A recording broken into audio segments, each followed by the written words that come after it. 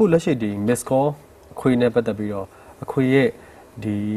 လက်ရှိဖြစ်တည်မှုရောအမကျေးနဲ့အားရမှုရှိရလားအခု miss call CD ပဲထွက်သေးတယ်ဆိုပေမဲ့တအားတော့ရောင်းရတယ်ပေါ့နော်ရောင်းရတဲ့အတွက်လည်းကြားပါခင်ဗျအခုဆိုရင်အမလည်းထပ်မကူးနိုင်သေးဘူးသူကအမလောက်တော့ကတော့တခွေကိုအဲ့လိုမျိုး cover ရောစာအုပ်တွေရောအကုန်ပါတယ်လေတခွေကို1200 1300အဲ့လိုမျိုးနဲ့လုတ်ခဲ့ရတာဆိုတော့လေအခုကျအခွေထပ်ကူးဖို့တော့မှနည်းနည်းအဲ့လိုစဉ်းရမပြေသေးတော့ဒါပေမဲ့အခုကျတော့အခု VCD ပါတစ်ခါထွက်လိုက်တော့မယ်ပေါ့နော် DVD ကတော့ပါတစ်ခါထွက်မယ်အရင်တော့ပေါက်တယ်ဒါပေမဲ့အခုတော့ miss call ဆိုရ miss call တော့တည်နေကြတာပဲပေါ့နော်ဒါပေမဲ့သူများတွေက like ဆိုချင်တဲ့အခါကျတော့ဆိုလို့မရဘူးဖြစ်နေရလေအဲဒါကြောင့်မလို့အမအနေနဲ့အခုထပ်ပြီးတော့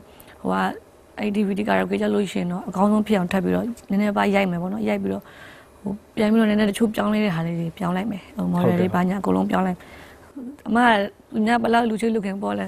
အစိုးရလေးမင်းသမီးတွေကလည်းအမကိုရိုက်ပြီးမှလကားကြီ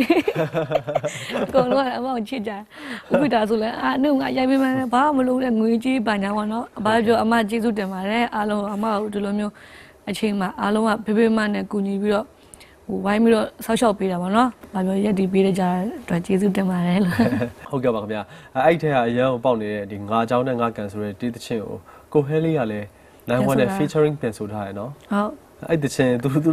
ပြန်ဆိုတဲ့အခါကျတော့လည်းအရန်ပေါက်ပါတယ်ဟုတ်တယ်ဟုတ်ကိုဟဲလေးကတော့သူပြောတယ်အဲ့တချင်းမိခဲ့တဲ့ငါနေ့တချင်းကိုပြန်ဆိုမယ်နော်တဲ့သူကပြောတယ်နေ့လိုမျိုးတော့မဟုတ်ပါဟာတဲ့ငါလည်းငါစတိုင်နဲ့ငါပြန်ဆိုမယ်နော်တဲ့နင်ဆိုတော့မကောင်းဘူးတဲ့အဲ့လိုတော့နောက်လည်းကွဲလည်းမဟုတ်ပါဘူးလို့ကိုလည်းကောင်းပါတယ်လို့ငါလည်းတခါကျရင်သူနဲ့ stage show မှာဆုံလို့ရှိရင်တော့အဲ့တချင်းကိုကျူးရက်ဆိုတယ်သူတစ်ပတ်အမတစ်ပတ်ဆိုပါတယ်အဲ့လိုနင်လည်းတစ်ပတ်ငါလည်းတစ်ပတ်ဆိုမယ်လေးတဲ့သူအဲ့လိုပြောဟုတ်ကဲ့ပါခင်ဗျာတကယ်ပေါက်နေတဲ့ဒီသချင်းလေးဖြစ်ပါတယ်ခင်ဗျာလက်ရှိအချိန်မှာပေါ့နော်အမအနေနဲ့ဒီသမီးလေးနဲ့ရှေ့ဆက်သွားနေတဲ့အခါမှာအမအနေနဲ့ပေါ့နော်ဒီအားလုံးရဲ့ဖိမမှုကိုလက်ရှိအချိန်မှာရရှိပြီးတော့အမအနေနဲ့ဘဝမှာပေါ့နော်အားမှန်အစ်တွေနဲ့ကျွန်တော်မြင်နေရခင်ဗျအမရဲ့ရင်တွင်းခံစားချက်ကိုမိကုန်းတွေကထက်နေပါလိမ့်မယ်ဒါပေမဲ့အမနေအကြည့်ရတာဗျာအရန်စိတ်ချမ်းသာနေပါတယ်။မောင်ကြီးအရန်လည်းစိတ်ချမ်းသာနေပါတယ်။ဟုတ်ကဲ့ပါ။ပရိသတ်ပေါ်ဒီစီစဉ်ကနေပြီးတော့မှတ်တဲ့စကားလေးပြောကြပြပါဦးခင်ဗျာ။ပရိသတ်ကျေးဇူးအများကြီးတင်ပါတယ်လို့အမတို့စိတ်မပူပါနဲ့။ဘာလို့အမအနေနဲ့ခုချိန်မှာနေသားကြပြီးတော့ဘဝအသစ်တစ်ခုမှပြောနေပါပြီလို့အမသမီးလေးနဲ့အမဘဝကိုလည်းအကောင်းဆုံးရက်တည်မယ်ပြီးတော့အမမိတ်ဆွေနဲ့အမတငယ်ချင်းနဲ့ကြားထဲမှာလည်းအမအကောင်းဆုံးသိခါရှိနေရက်တည်သွားမယ်နေထိုင်သွားမယ်လို့ခရီးပြုကျင်ပါတယ်လို့ပရိသတ်တွေကိုလည်းပြောချင်တာကတော့အမနောက်ထွက်မဲ့ခွေ miss call ခွေတော်၎င်းsingle album တော်၎င်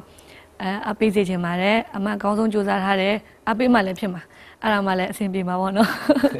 ်ပြန်ပြီးတော့တရားသူလည်းပြန်ကူညီကြတာပေါ့လို့အမအနေနဲ့လည်းအကောင်းဆုံးပရိသတ်ကိုပေးဆက်မယ်ပရိသတ်ကလည်းအမကိုလက်ခုပ်တန်အနေနဲ့ပေးဆက်ပါလို့ကျေးဇူးတင်ပါတယ်လို့ပြောချင်ပါတယ်ရှေ့ဆုံးဖျားရှင်ကောင်းကြီးပေးပါစေဟုတ်ကဲ့ပါခင်ဗျာအမရဲ့ဒီတွေ့ကြုံခဲ့ရတဲ့အမဒီငငယ်လေးကတဲ့ဂီတလောကထဲကိုဝင်ခဲ့တယ်နောက်ပြီးတော့ဂီတလောကမှာအရှိန်အဝါကြီးမားတဲ့မိသားစုတွေမှာအမဂီတမှာပျော်မွေ့ခဲ့တယ်ပေါ့နော်ဒါအပြင်ဘွားဆိုတာလည်းတစ်စစ်ချိုးခဲ့တယ်အသက်ငယ်ရွယ်နဲ့ single man ဖြစ်ခဲ့တယ်နောက်ပြီးတော့အားရင်အပြည့်နဲ့အမဘွားမှာအတွေ့အကြုံတွေအများကြီးပ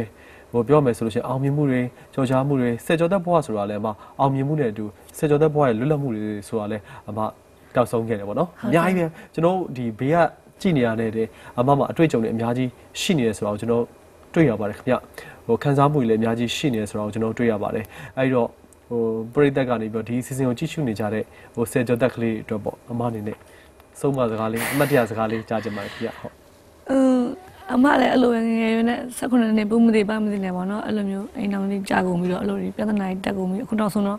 တယောက်တည်းဖြစ်သွားတာပေါ့နော်အမပြောချင်တာကတော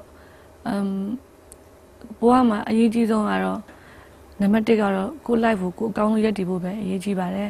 ်ပြီးတော့ကိုသမိုင်းကိုရေးရတာကိုဘဝမှာကိုအကောင်းဆုံးနေပဲရေးဖို့အမပြောချင်ပါတယ်ဒါပေမဲ့အဲ့လိုမျိုးအဲ့လိုအချင်းနဲ့ပတ်သက်လို့ပြောရမယ်ဆိုလို့ရှိရင်တော့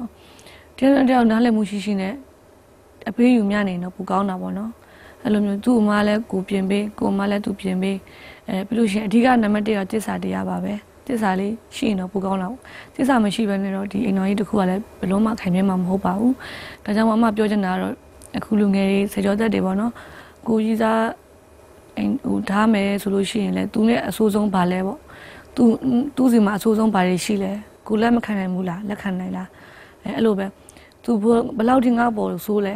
အဲ့ဟာကိုကလက်ခံနိုင်လားမလက်ခံနိုင်ဘူးလားငါပြပြင်လို့ရနိုင်လားပြ ပြည့်လို့ရနိုင်တဲ့အချိန်တွေဆိုတော့ပြည့်နေပေါ့မရနိုင်ဘူးဆိုအစိုးရလမ်းခွဲတာကောင်းပါတယ်ဘာလို့ဆိုတကယ်တမ်းကျတော့တစ်သက်လုံးဒီလူနဲ့သူတစ်သက်လုံးနေရမယ်ဆိုတဲ့ကိစ္စမှာ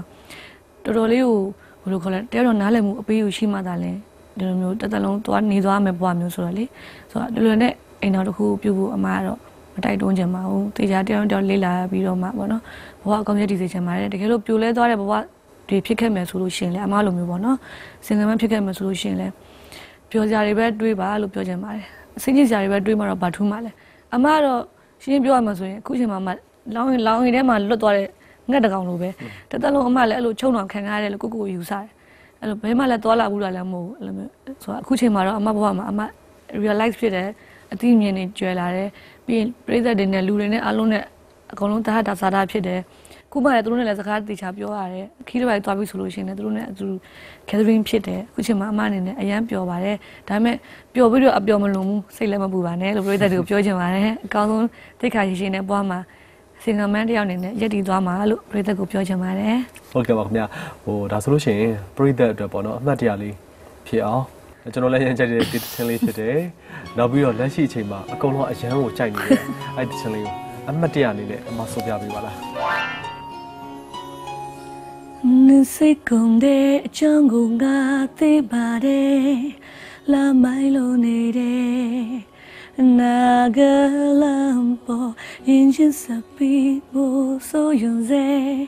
နေမဝလာတာဘူးနေထွက်သွားတာ